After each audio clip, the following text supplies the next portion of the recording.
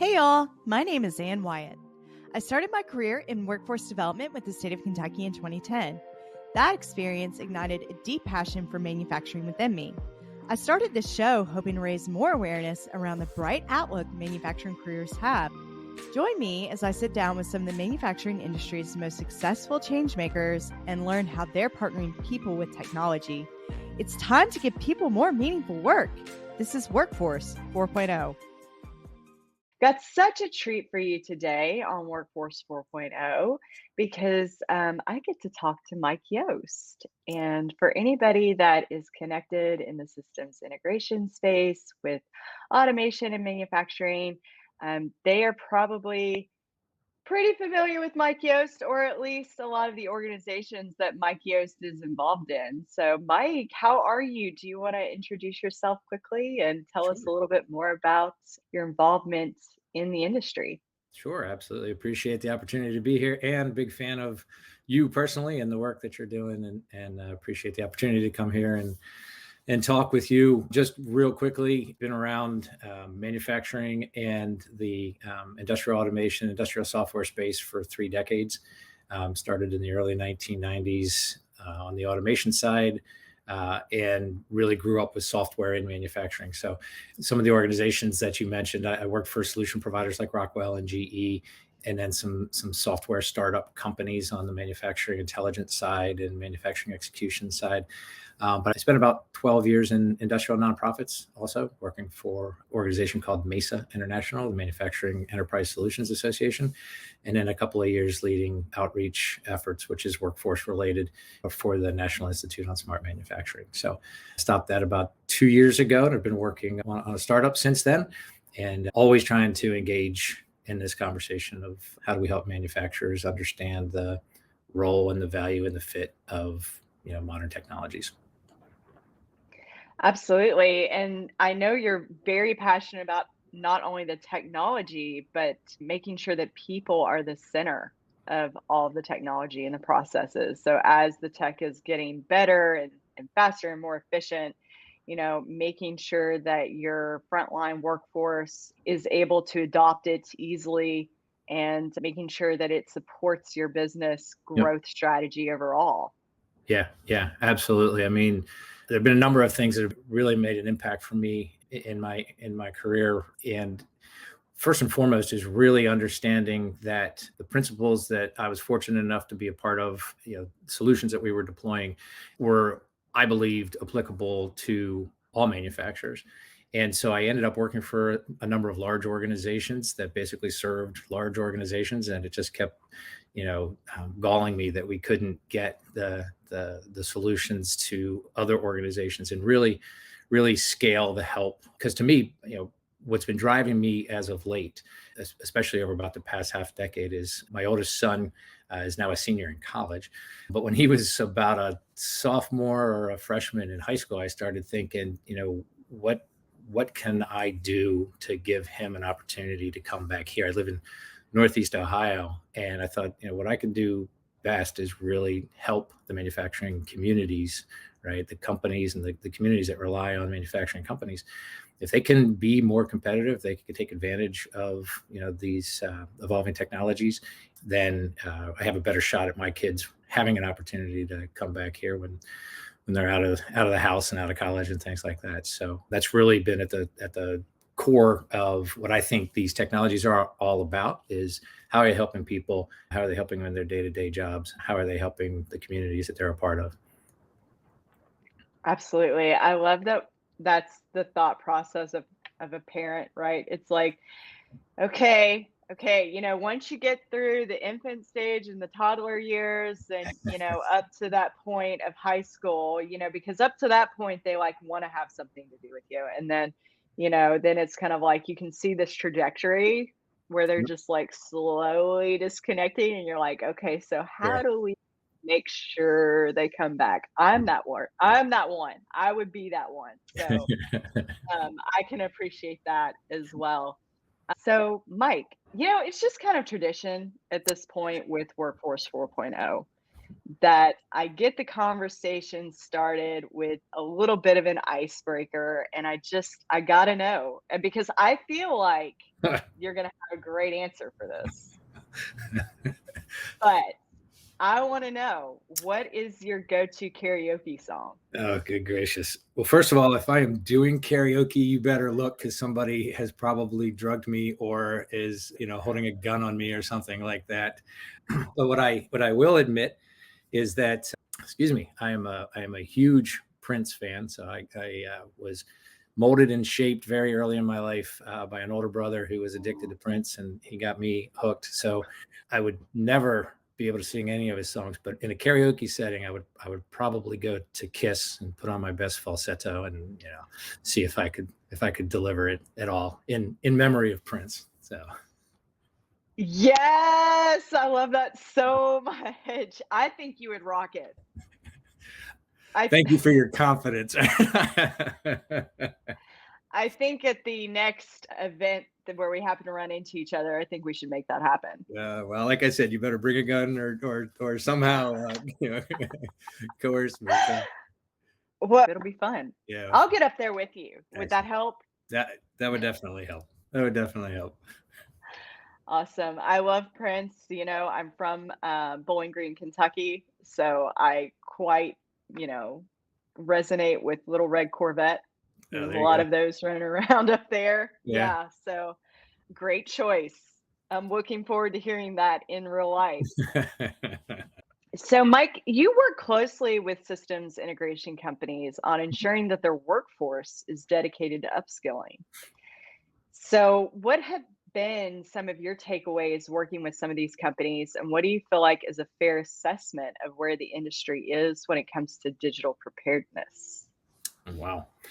So yeah, to me, I started my career with Rockwell, and Rockwell has a phenomenal channel and relies heavily on the systems integrators.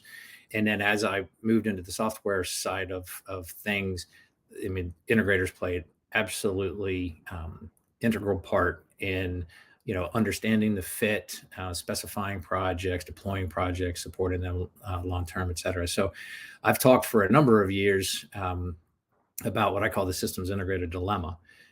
And that is, one, there aren't enough of them. And two, the way that systems are bought and sold, it pretty much it's a very cyclical business. And the systems integrators typically either have resources that are on the bench burning cash, or they're overtaxed and not available. And so it's a really, really cyclical kind of business for many systems integrators. So that, how do we flatten out that curve for them so they have more reliable business, and that they can also expand the offerings, the capabilities that they provide, because they end up in a position of trust with the manufacturers, which is absolutely crucial to anything we're talking 4.0, right? So industry 4.0, workforce 4.0, the new technologies, like, who do we trust? Keep us safe. Let us know the landscape. Let us know where we're going. Deal with these realities that we're dealing with all the time. And so I think when you ask about sort of the current state and where we're going, another part of the dilemma that I see is that a lot of integrators are technology focused and need either a connection to or a relationship with somebody that's more focused on the operational excellence side of things. So how do we look at improving somebody's business operations and the challenges that they face overall of how they're growing and evolving and managing their business? And then where does the technology fit in underneath that? So I think especially as we see the speed and pace at which technology evolves, how technology is just coming out of the woodwork, all of a sudden you'll see a solution provider company seemingly come from nowhere that's been in business for 7 or 8 or 10 years. And you think they've just appeared out of nowhere, but they've been really working their craft for a long time.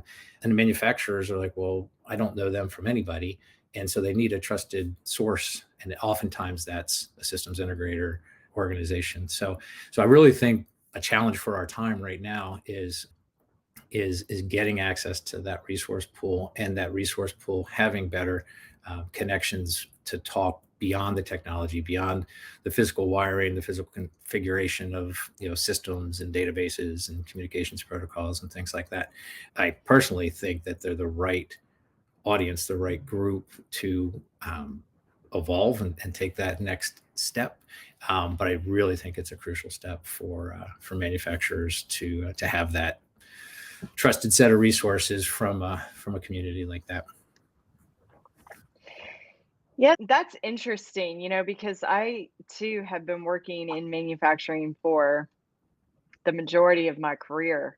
And I know what you mean when you're kind of bringing up this issue of trust and, what providers can you trust? What companies can you trust in order to work with? Because it does get into intellectual property, at some points, and, how much do you share?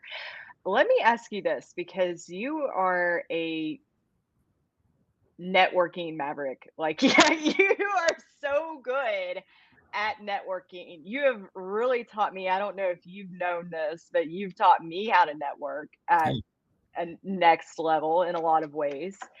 And let me kind of bring that back to trust. How can you assess as maybe like a small, medium enterprise, for example? What are some things you can use to assess whether or not a partner is trustworthy? How do you build those relationships? How do you take your networking to that next level? Great question.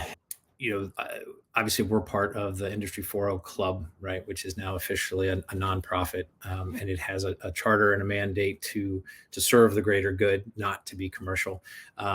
As I mentioned before, I worked for MESA International, which is right now celebrating its 30th year in industry. If you look around, most regions that have a manufacturing base are going to have some sort of nonprofit support. They're going to have manufacturing councils, lean councils, growth councils, things like that. They'll have MEPs, the Manufacturing Extension Partnership. And so I think a lot of folks end up going there to sort of build community and really learn with and from each other. And I think maybe just to step back 1 second to the earlier question about the integrator community, most smaller organizations aren't going to even know what a systems integrator is, or conclude that it's too expensive for them. They can't ever engage with somebody at that level.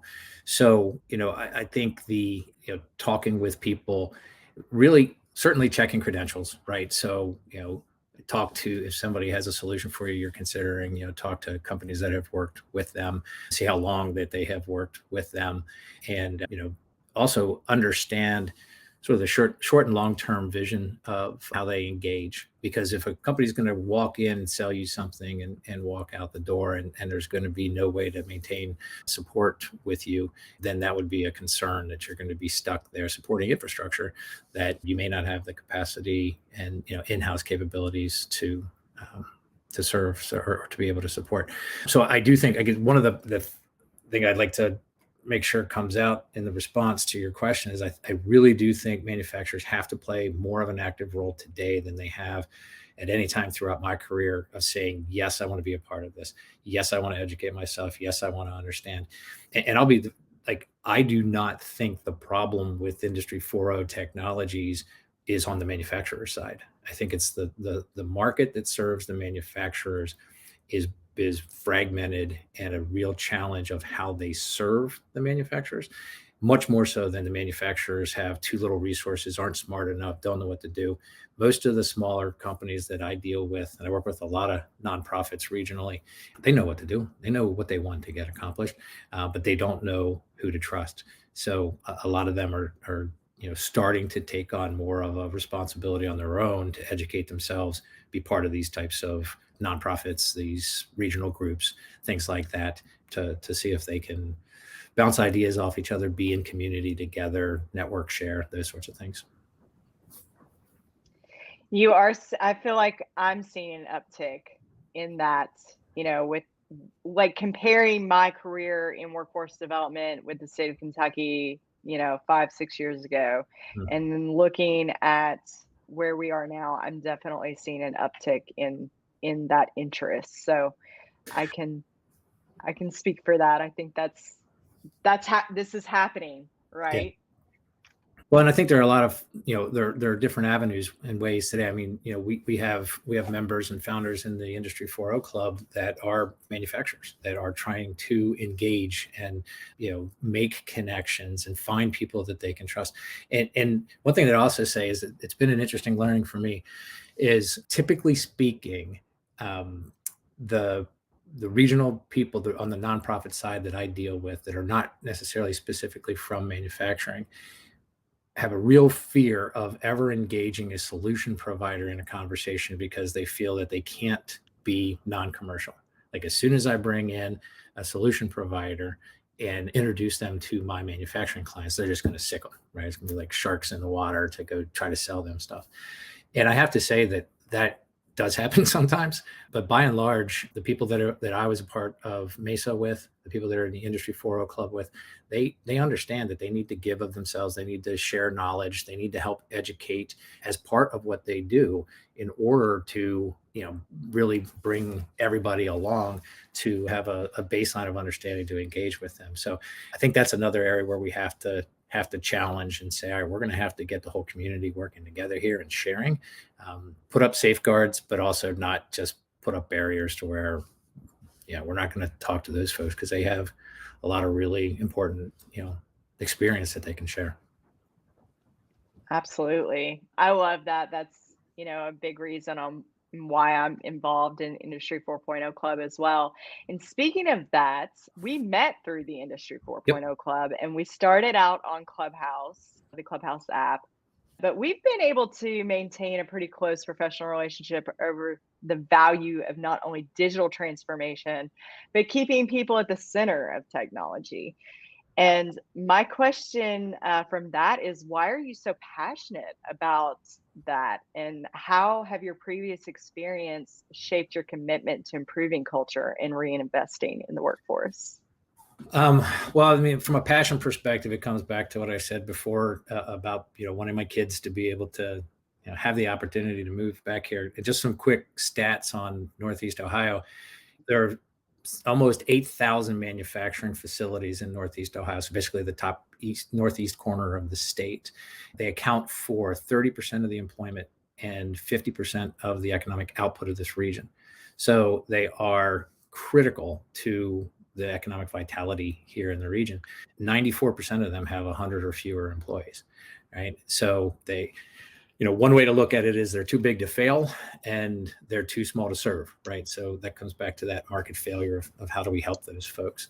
I should have thought to bring with me one of my favorite books is a book around the space that's called The Technology Fallacy, and how people are really the key to digital transformation.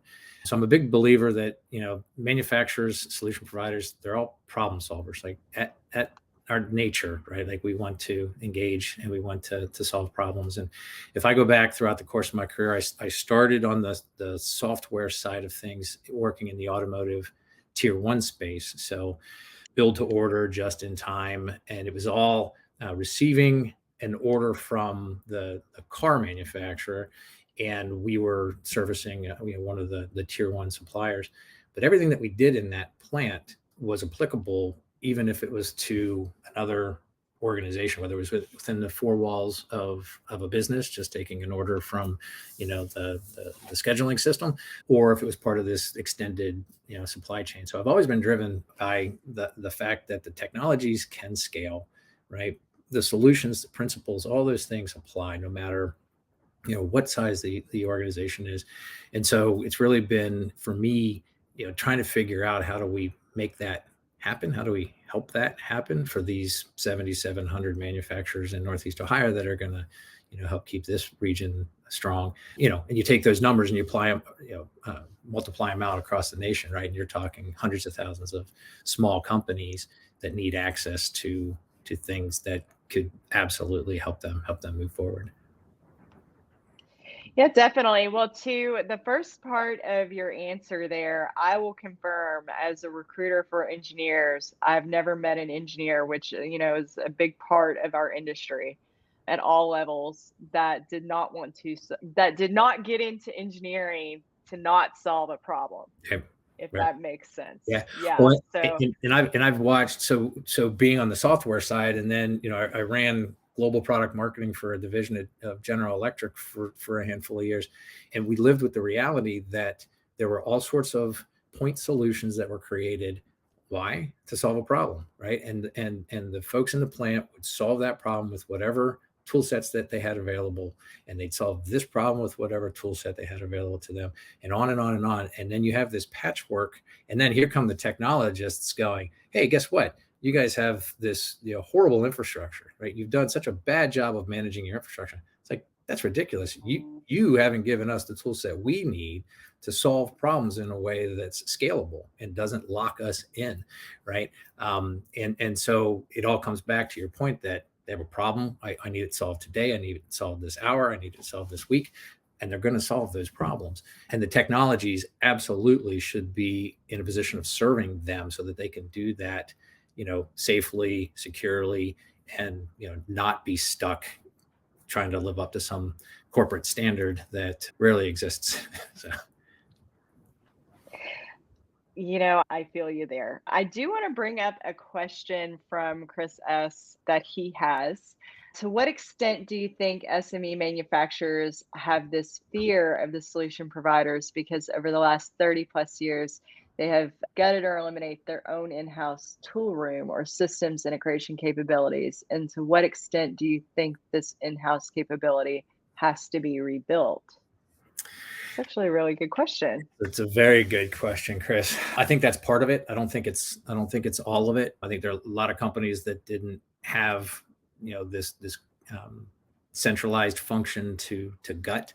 But I do know, going back to my time at MESA, I was working with one of the largest food companies on the planet, and they talked about the fact very openly that they had, to Chris's point, basically gotten rid of all of their problem solving capabilities. Like they had leaned out their engineering departments to the point where they really were stuck when it came to solving problems. And so it is absolutely a big issue. And, we go through these cycles of outsourcing and insourcing and all that other kind of stuff. And I think it has absolutely had a very big impact as you run more lean with smaller organizations. And the speed of business hasn't slowed down at all. The speed of technology is going bananas, right, with how fast it moves. And so how do you make decisions in those environments? The traditional way is you put somebody on point, right? And you say, all right, well, Ann, you go solve this problem. And I do a bunch of training on Industry 4.0 and such. And I had a person come up to me after a class I taught earlier in the year. And he said, my big takeaway from this class is that this journey requires my HR group, it requires my senior leadership, it requires my maintenance team, it requires my quality team, right? And their answer to Industry 4.0 was to put it on my shoulders. And he said, I'm walking back and I'm telling them this has to stop. Like, I can't be the one point to figure this out. It has to be a much bigger engagement with the organization. And so we actually got them plugged in with a local integrator and with the National Institute on Smart Manufacturing, CESMII, and they are working with them right now to elevate that understanding in the organization and figure out a plan of how they move forward. So that's a great question, Chris. Absolutely. You see that with apprenticeships too. And that's something that we bring up a lot on LinkedIn, a lot in the manufacturing community. When we talk about, we remember this time at one point where we had these apprenticeship programs and, being able to train your workforce in-house and really grow your own workforce. And then it seems like at some point that stopped.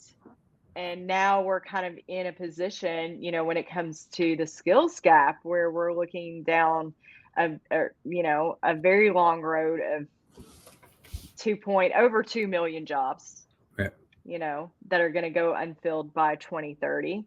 Do you think that the concept of lean, do you think that some of those same applications have kind of had an effect on the workforce and talent pipeline as well, or what are your thoughts? This is an ad hoc question. Yeah, no, that's fine. Yeah, but I think as far as companies leaning out their staffs, then yeah, I think that's been problematic. I think the principles of lean manufacturing themselves and the, operational excellence, things like that, those are principles that undergird anything we're doing from a technology perspective.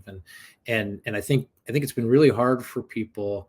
There's over the past decade and more directly over the past half decade, we've really seen the focus come from the top down, come from the government, come from business, of saying we have to help the small companies, we have to help, the regions, and they're pouring money into it, and they're pouring money into a system that is structured the way it's structured. So it flows to academia, it flows to nonprofits, it flows to apprenticeship programs and stuff, and there isn't, I think, a real thorough definition and understanding of how all the parts work together. And so I think we have some outdated mechanisms, and we have interest, which is great. We have money, which is great. We have passionate people, which is great. But I do think we need to do a better job of even defining, what it is that we're shooting at. You have apprenticeship programs, or you have workforce programs, and you put a broad label of advanced manufacturing or smart manufacturing or something like that. And it's really hard to be crisp and really define, the roles, the workers, how do we serve them? I tend to look at things through the systems side of things, like the data and the information flowing, and how are you going to lean out your processes and drive profitability and things like that, which is a completely different discussion than if, you're trying to get somebody to work with machinery that now is, computer driven and has a whole lot more technology tied to it. So I think it's really good to see people are engaged and working on it, but I think that the old system, the traditional standard approaches, need a good bit of change to keep up with the pace of how quickly things are evolving out in the real world. Yeah, well, thank you for your feedback on that. I know that wasn't planned or anything, but I can see that alignment there as well, kind of what I do, and I know what you do and everything. But I do want to give you some time to talk a little bit more about your new venture, Bennett AI. Can you tell us a little bit more about the platform and what you're hoping to achieve with Bennett?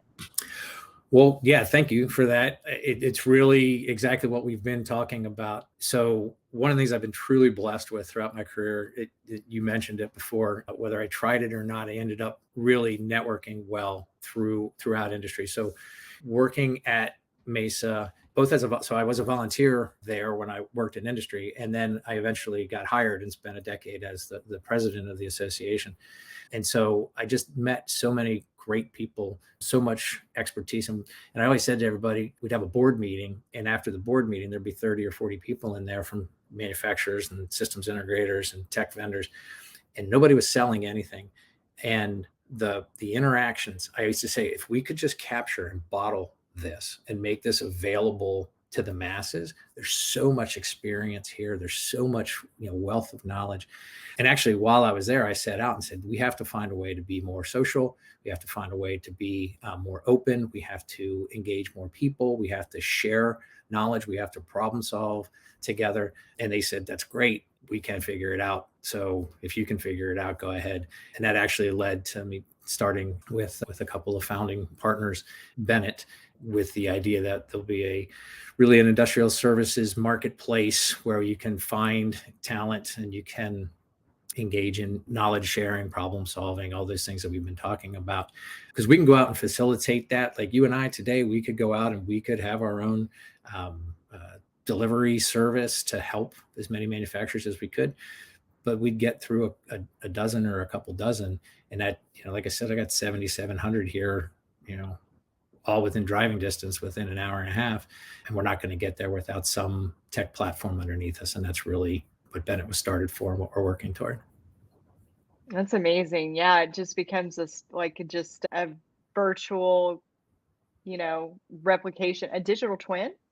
Should we use that word? No. A digital twin of those conversations in those organizations. So it's accessible at any time.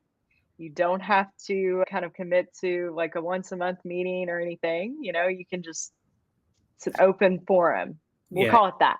Well, and when you think about how, like, I know so many people that are retired now that have a wealth of knowledge, and they don't want to hang a shingle and start a business and go out and sell their services and go through the process of becoming an approved vendor and all. Like, they just want to give, right? And there's really no place for them to give, and there's no place for me as somebody who's seeking that knowledge to come and get it. It doesn't happen on LinkedIn, right? It doesn't happen on Facebook.